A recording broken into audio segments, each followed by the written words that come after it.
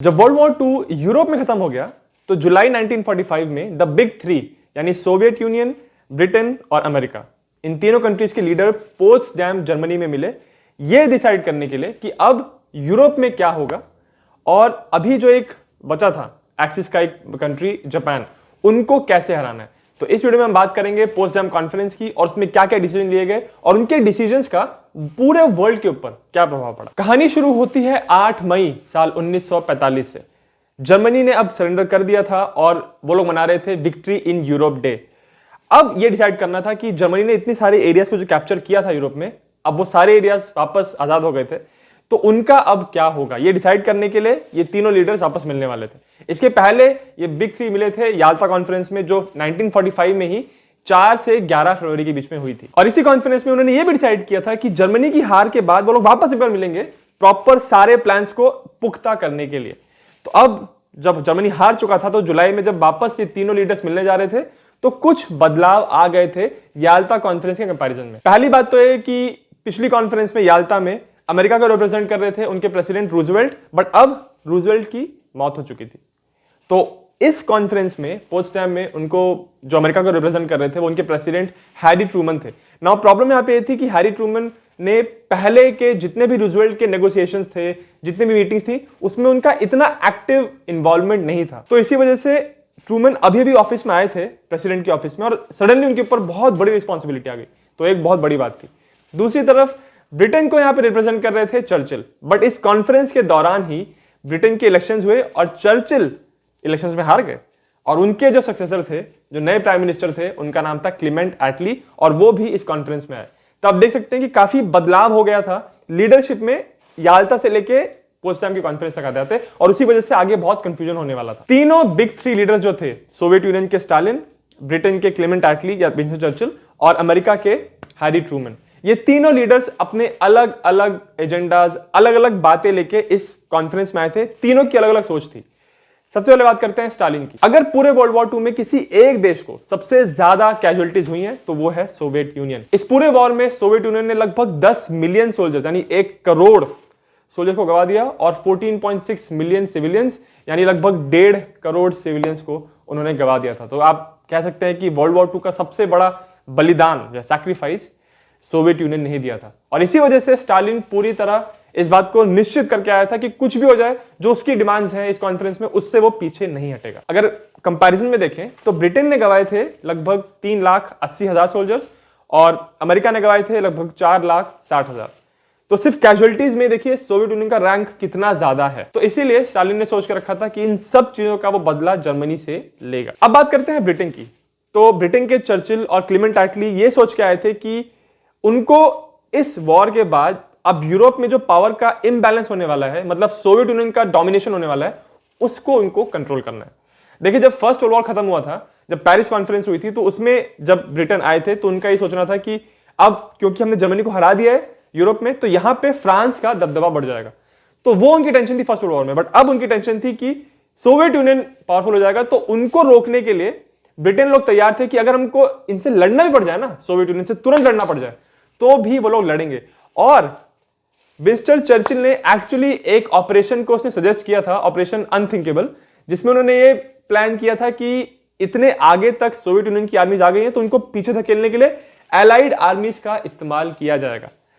But Britain और American leadership ने मिलकर डिसाइड किया कि कोई फायदा नहीं है इसका, और इस ऑपरेशन को एक्चुअली उन्होंने किया नहीं। पर देखिए इससे ये पता चलता है कि ब्रिटेन लोग तैयार थे अभी ही सोवियत यूनियन से लड़ाई करने के लिए। अब बात करते हैं अमेरिका की। तो अमेरिका के जो प्रेसिडेंट यहां पे आए थे वो ये सोच के आए थे कि हमको यूरोप में पावर का बैलेंस तो बना के रखना है, परंतु वो अभी भी सोवियत यूनियन से उतना थ्रेटेंड नहीं फील कर रहे थे। अगर ट्रूमन की बात करें प्रेसिडेंट की, तो उनका यह मानना था कि जो वॉर खत्म होते होते जो एलाइज के बीच में जो टेंशन हो गई ना, स्पेशली वेस्ट में और सोवियत यूनियन में, उसका रीजन ये था कि रूजवेल्ट की डेथ के बाद सोवियत यूनियन के साथ हमारा कम्युनिकेशन साफ साफ नहीं हुआ। तो काफी मिस कम्युनिकेशन, मिसअंडरस्टैंडिंग थी। इस वजह से हमको ऐसा लग रहा है कि सोवियत यूनियन कोई खतरा है, बट ट्रूमन ये मानते थे कि सोवियत यूनियन उतना बड़ा खतरा नहीं होगा। इस सब के साथ एक बहुत बड़ा चैलेंज ये था अमेरिका के लिए कि ट्रूमन इस सब के लिए बहुत नए थे। इसके पहले रूजवेल्ट ने जितनी भी मीटिंग्स की थी, कॉन्फ्रेंसेस की थी, उसमें सारे जो मेन डिसीजंस थे फॉरेन पॉलिसी के, वो रूजवेल्ट ही लेते थे। उन्होंने अपने खुद के अमेरिका के स्टेट डिपार्टमेंट को भी इसमें बहुत इन्वॉल्व नहीं किया था। तो ट्रूमैन हालांकि उस समय भी ऑफिस में थे, बट उनको कुछ खास पता नहीं था कि कैसे नेगोशिएशंस हो रही हैं। अब बात करते हैं एग्जैक्टली कॉन्फ्रेंस की। तो ये जुलाई 17 को कॉन्फ्रेंस शुरू हुई थी 1945 में और अगस्त 2 तक चली थी। पहला इसमें मुद्दा था जर्मनी के ऑक्यूपेशन का। तो अब जर्मनी को उन्होंने हरा दिया था, अब ये डिसाइड करना था कि कैसे जर्मनी को हैंडल किया जाएगा। तो इन्होंने पहले डिसाइड कर लिया था याल्टा कॉन्फ्रेंस में। याल्टा कॉन्फ्रेंस पे जो मेरा वीडियो है उसका लिंक इस डिस्क्रिप्शन में है। इस कॉन्फ्रेंस में उन्होंने डिसाइड कर लिया था कि जर्मनी को हराने के बाद इस पूरे कंट्री के 4 हिस्से कर दिए जाएंगे। सोवियत यूनियन, स्टालिन का ये कहना था कि जो फ्रांस का हिस्सा होगा उसको आप वेस्टर्न एलाइज जो है उनके हिस्से में से उनको दिया जाए। तो जो 4 हिस्से होंगे वो था सोवियत यूनियन, अमेरिका, ब्रिटेन और फ्रांस। और ये चारों जो हिस्से होंगे, इन चारों हिस्सों का जो एडमिनिस्ट्रेशन है, जो उनका रहन सहन, जिस तरह से भी आपको चलाना है, वो वही कंट्री डिसाइड करेगी जिसने उसको ऑक्यूपाई किया है। दूसरी बात है रेपरेशंस की। अच्छा, ये बहुत ही इंपॉर्टेंट फैक्टर था। फर्स्ट वर्ल्ड वॉर जब खत्म हुआ था तो पेरिस कॉन्फ्रेंस में, ट्रीटी ऑफ वर्साई में, इन दोनों के ऊपर जो मैंने वीडियो बनाया है डिस्क्रिप्शन में है वो वीडियो।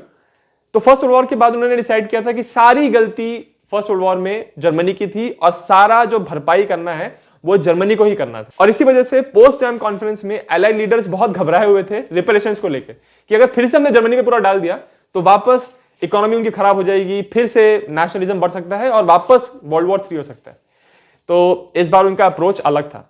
रेपरेशंस के लिए उन्होंने डिसाइड किया कि जो 4 हिस्से हमने किए हैं जर्मनी के, वो चारों हिस्सों से आपको जो रेपरेशंस लेने हैं वो कंट्री ही डिसाइड करेगी। तो जैसे कि सोवियत यूनियन को ईस्टर्न हिस्सा मिल गया जर्मनी का, तो सोवियत यूनियन को जितना भी भरपाई करनी है नुकसान की वो अपने ईस्टर्न हिस्से से ही करेगी, बाकी जर्मनी से सोवियत यूनियन का कोई लेना देना नहीं होगा। सिमिलरली अमेरिका का जो हिस्सा है वो उससे भरपाई करेंगे। तो ऐसे में हुआ ये कि हर कंट्री को अपना अपना एक प्रॉपर हिस्सा मिल गया, उसी को उनको एडमिनिस्टर करना है, उसी को उनको वहां की सरकार चलानी है और उसी से उनको रिपेरेशंस लेना है। इस पूरे से फायदा यह था कि अगर कोई कंट्री चाहती है कि उनको रिपेरेशंस लेने ही नहीं है, उनको पूरे रेपरेशंस वेव ऑफ कर देना है, माफ कर देना है, तो वो कर सकते थे। और ये एक्चुअली बाद में वेस्टर्न एलाइज ने करना शुरू किया था। वो चाहते थे कि वेस्टर्न जर्मनी में डेवलपमेंट हो, उसमें समृद्धि हो, इसीलिए उन्होंने वहां पे इन्वेस्टमेंट करना शुरू किया और रिपेरेशंस में बहुत जगह उन्होंने माफी दी। और इसी वजह से वेस्टर्न जर्मनी का जो हिस्सा है वो काफी डेवलप हुआ वॉर के बाद। ऑन द कॉन्ट्रेरी जो ईस्टर्न हिस्सा था वो उतना तेजी से डेवलप नहीं हो रहा था, क्योंकि सोवियत यूनियन का ये था कि जितनी भी इंडस्ट्रीज हैं ईस्टर्न जर्मनी में, जितनी मशीनरी है, सब वो निकाल के सोवियत यूनियन लेके जा रहे थे। और उनको ये था कि सारी जो हमारी वर्ल्ड वॉर 2 में जो नुकसान हुआ है सोवियत यूनियन का, उसका पूरा भरपाई ईस्टर्न जर्मनी से वो लोग निकालेंगे। तो इसीलिए वेस्ट और ईस्ट जर्मनी में इतना अंतर आ गया था, फिर बर्लिन वॉल बन गई थी। बट ये सारा जो डिसीजन हुआ था पोट्सडैम कॉन्फ्रेंस में ही हुआ था। जर्मनी को लेके ये भी डिसीजन हुआ इस कॉन्फ्रेंस में कि जितने भी नाजी लॉज थे, उन्होंने जो नए नए कानून बना दिए थे, उसके अलावा जितनी नाजी के लीडर्स के ऑफिसर्स थे, इंपॉर्टेंट नाजी लीडरशिप थी, उन सबको हटाना है, सारे लॉज को चेंज करना है और नाजी लीडर्स जिन्होंने वॉर क्राइम्स किए उनको अरेस्ट करना है। तो कुल मिला के जो नाजी लीडरशिप है, पूरी तरह नाजी आइडियोलॉजी, उसको पूरी तरह डिसमेंटल करना है। मिलिट्री की बात करें तो यह डिसाइड किया गया कि कंप्लीट डीमिलिटराइजेशन होगा जर्मनी में और मिलिट्री से रिलेटेड कोई भी हार्डवेयर, कोई इक्विपमेंट प्रोड्यूस नहीं होगा।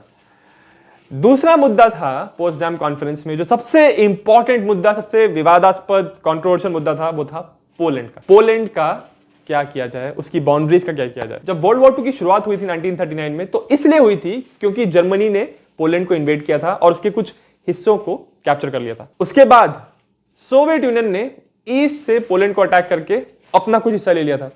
जब वॉर खत्म हुआ तो पूरे पोलैंड पे अब रेड आर्मी का दबदबा था और वॉर्सो में Soviet back government Soviet union ने बैठा दी थी। मतलब ऐसी गवर्नमेंट अब पोलैंड में थी जिसको सोवियत यूनियन लोग सपोर्ट कर रहे थे। बट दूसरी तरफ जो ओरिजिनल गवर्नमेंट थी, जो पहले गवर्नमेंट थी पोलैंड में, वो एग्जाइल में चली गई थी, वो अब लंदन से ऑपरेट कर रहे थे। तो एलाइज चाहते थे, वेस्टर्न एलाइज, की जो लंदन की गवर्नमेंट है उसको बैठाया जाए वापस पोलैंड में। बट सोवियत यूनियन चाहते थे कि नहीं, पोलैंड में अब सोवियत बैक यानी कि कम्युनिस्ट गवर्नमेंट होगी जिसको हम सपोर्ट कर रहे हैं। और बहुत बहस हुई इसके ऊपर, बहुत आगे पीछे हुआ, बट अल्टीमेटली ये मान लिया गया कि जो अब गवर्नमेंट है पोलैंड में, जिसको सोवियत यूनियन लोग बैक कर रहे हैं, वही गवर्नमेंट ऑफिशियल गवर्नमेंट है और इसको ऑफिशियली सारे लीडर्स ने रिकॉग्नाइज किया। और ऑब्वियसली जो ईस्टर्न साइड से सोवियत यूनियन ने पोलैंड पे जो हमला करके जो टेरिटरी अपने पास ले ली थी, उस टेरिटरी को दे दिया गया सोवियत यूनियन को। कर्जन लाइन से जो ईस्ट का हिस्सा था वो सोवियत यूनियन को मिल गया। तो अब पोलैंड की बाउंड्रीज कम हो गई, उनका एरिया कम हो गया, तो उनको कॉम्पनसेट करने के लिए, यानी एक तरह से उनको मुआवजा देने के लिए पोलैंड की वेस्टर्न बाउंड्रीज बढ़ा दी गई। जर्मनी का कुछ ईस्टर्न हिस्सा पोलैंड को दे दिया गया। तो अब जो ओडर नाइजा नदी थी उसके पास तक जितना भी एरिया था वो अब पोलैंड को दे दिया गया। तो इसीलिए कहते हैं कि वर्ल्ड वॉर 2 के बाद पोलैंड का जो नक्शा है वो काफी बदला। जो एरिया अब पोलैंड को दे दिया गया था उसमें जो जर्मन पॉपुलेशन थी, इस कॉन्फ्रेंस में डिसाइड किया गया कि उस जर्मन पॉपुलेशन को बहुत ऑर्डरली और ह्यूमेन तरीके से, मतलब बहुत प्यार से और एक सिस्टम से सारी जो जर्मन पॉपुलेशन है उनको आप बाहर निकालिए। बट ऑब्वियसली जब भी किसी देश की बाउंड्रीज चेंज होती हैं और उस एरिया में जो लोग रह रहे होते हैं उनको यहां से दूसरे देश जाना होता है, वहां के लोगों को यहां आना होता है, तो ये पूरा जो प्रोसेस होता है वो अक्सर बहुत ही खराब होता है। और ये हमारे खुद के देश में हुआ था 1947 में, जब पार्टीशन हुआ था इंडिया पाकिस्तान का।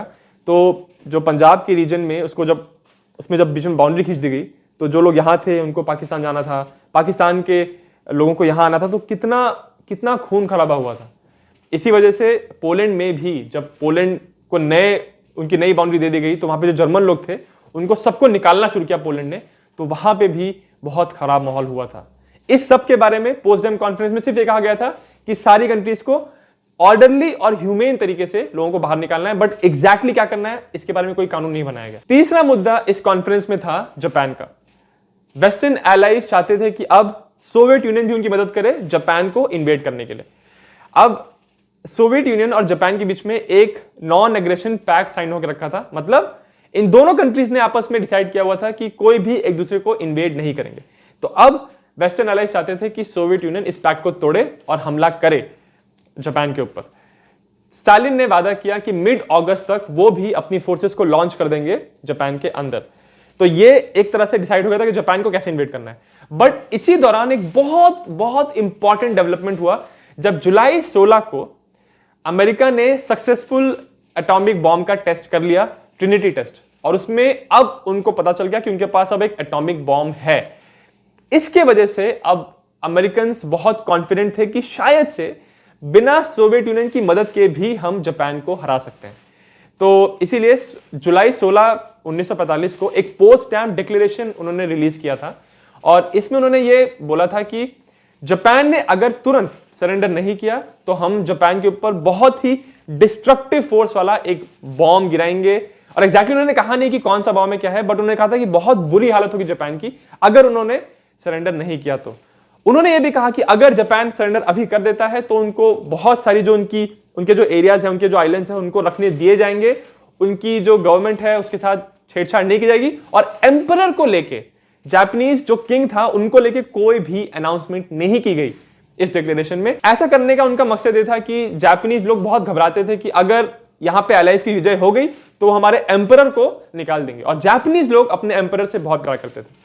तो इसीलिए पोट्सडैम डिक्लेरेशन में उन्होंने एम्परर का जिक्र ही नहीं किया कि हाँ जापानीज लोगों को एक और रीजन मिल जाए सरेंडर करने के लिए। तो ये कुछ बातें थी जो पोट्सडैम कॉन्फ्रेंस में डिस्कस हुई, बट ये कॉन्फ्रेंस एक रीजन की वजह से सबसे ज्यादा जानी जाती है, एक पर्टिकुलर घटना की वजह से, जो जुलाई 24 को हुई थी। हुआ कुछ ये था कि देखिए जुलाई 16 को ट्रिनिटी टेस्ट हो गए थे अमेरिका में, और उनको पता चल गया था कि अब उनके पास एक सक्सेसफुल काम करने वाला एटॉमिक बॉम्ब है।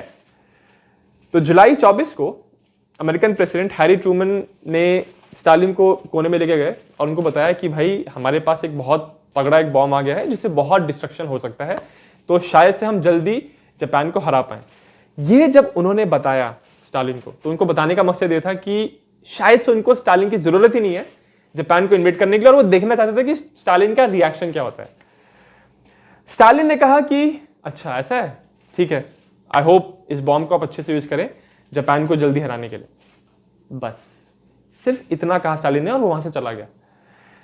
तो ट्रूमन बहुत हैरान हुआ कि यार मैंने इतनी बड़ी बात इसको बताई है, मतलब एक नया तरीके का टेक्नोलॉजी है हमारे पास अब, और इससे हम ना सिर्फ जापान के ऊपर अपना डोमिनेशन बना सकते हैं, बट इवन यूरोप में हम अपना दबदबा बना सकते हैं। इतनी बड़ी न्यूज मैंने बताई स्टालिन को, बट स्टालिन ने कुछ रिएक्ट क्यों नहीं किया। तो उस समय जब उन्होंने बात की अपने बाकी लीडर्स के साथ, तो उन्होंने ऐसा कहा कि शायद स्टालिन को समझ में नहीं आया कि मैं क्या कहना चाह रहा था, मैं जो सीरियस बात कह रहा था उसकी सीरियसनेस को शायद स्टालिन ने समझा नहीं। परंतु स्टालिन ने उस बात को समझा था, उन्होंने बिल्कुल रिएक्ट इसलिए नहीं किया क्योंकि स्टालिन को ऑलरेडी पता था कि यहां पे ये लोग एटॉमिक बॉम्ब बनाने की तैयारी कर रहे हैं। मैनहट्टन प्रोजेक्ट जिसके अंतर्गत ये पूरा बॉम्ब बनाया जा रहा था, उस प्रोजेक्ट के अंदर बहुत सारे सोवियत स्पाइज ऑलरेडी थे, मतलब ऑलरेडी इनके पास जासूस थे जो स्टालिन को पूरी खबर दे रहे थे कि क्या यहां पे चल रहा है और क्या ये लोग बॉम्ब बनाने की कोशिश कर रहे हैं। और इसीलिए स्टालिन भी अपना एक न्यूक्लियर प्रोग्राम उसने चला के रखा था, तो इसीलिए स्टालिन को कोई हैरानी नहीं हुई, इसको ऑलरेडी पता था। पोट्सडाम कॉन्फ्रेंस पूरे यूरोपियन हिस्ट्री के लिए और आप कह सकते हैं कि एक तरह से पूरी दुनिया के लिए एक बहुत इंपॉर्टेंट इवेंट। ये मेरी पूरी वर्ल्ड वॉर 2 की सीरीज का एपिसोड 72 था। इसका जो नेक्स्ट एपिसोड है उसका लिंक आपको इस वीडियो के डिस्क्रिप्शन में मिल जाएगा, और मेरी पूरी जो सीरीज है उसका भी लिंक आपको इस वीडियो के डिस्क्रिप्शन में मिल जाएगा। अगर आपको वीडियो अच्छा लगा तो मेरे चैनल जिज्ञासियम को सब्सक्राइब जरूर करें।